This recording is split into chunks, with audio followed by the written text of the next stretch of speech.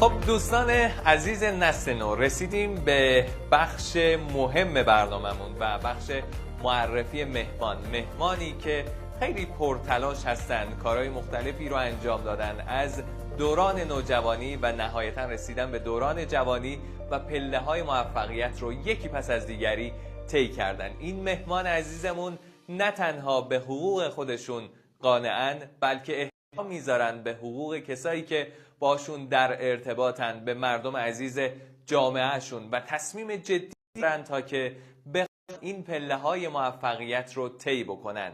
قانع نیستن، باید پله‌های موفقیت رو به اون بالاها برسونن و بتونن که نقش مهمی رو در جامعه ایفا بکنن. با ما باشید، بریم سراغ مهمان امروز نسل نو.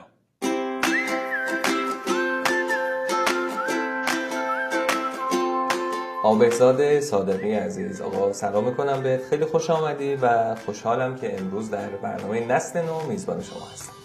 سلام و عرض ادب و احترام خدمت شما و بینندگان عزیز. بسیار عالی. خب آقا بهزاد، از کجا شروع کنیم؟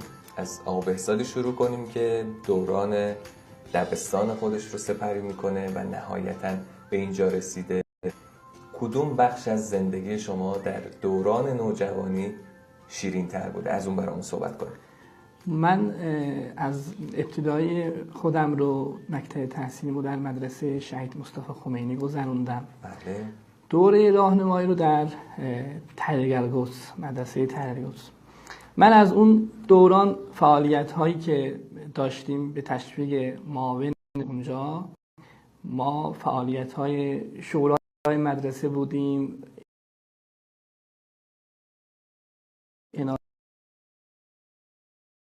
ایرستان و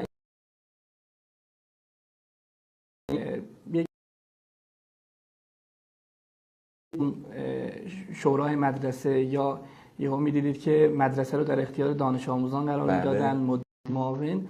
یه روزای لذت بخشی بود و ما بعدها اومدیم خب دورای دبیرستانمون رو در دهخدا گذراندیم که اونجا هم ما 4 سال پشت سر هم همین شرکت میکردیم در انتخابات شورای دانش آموزی، مسئولیت‌های مختلفی که اونجا داشتیم و اونجا در کنار این درس ما روندی که داشتیم رو یاد میگرفتیم، روندی که بیایم در انتخابات و در مملکتمون تاثیرگذار باشیم، یعنی اینو داشتیم یاد میگرفتیم.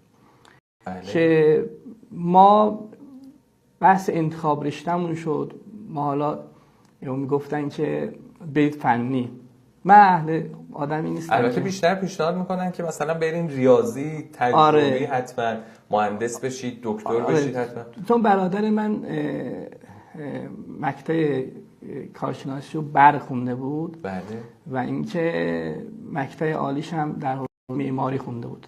ایشون از من بزرگتر بودن. من گفتم آقا این بحثه و میگن فنی انتخاب کنید. بعد خودم هم که اینجوری گفت که من میدونم که تو حوصلت نمیکشه، اینا حوصله میخواد فلان، بعد بیا برو رشته همون حقوق رو بخون، بعد انسانی رو بخون. بعد اونجا ما حالا اونجا شکل گرفت اون تفکراتمون رو. بعد اومدیم توی پیش زمینه‌ای بود که پیشنهاد برادرتون این بود، درسته؟ بله، چون برادر بزرگتر من به هر حال شناختی که از من داشت و میدونست دیگه من آدمی که مثلا پیس ببندم حوصله اینا نمیکشه، ولی آدم فعالی هم بودم.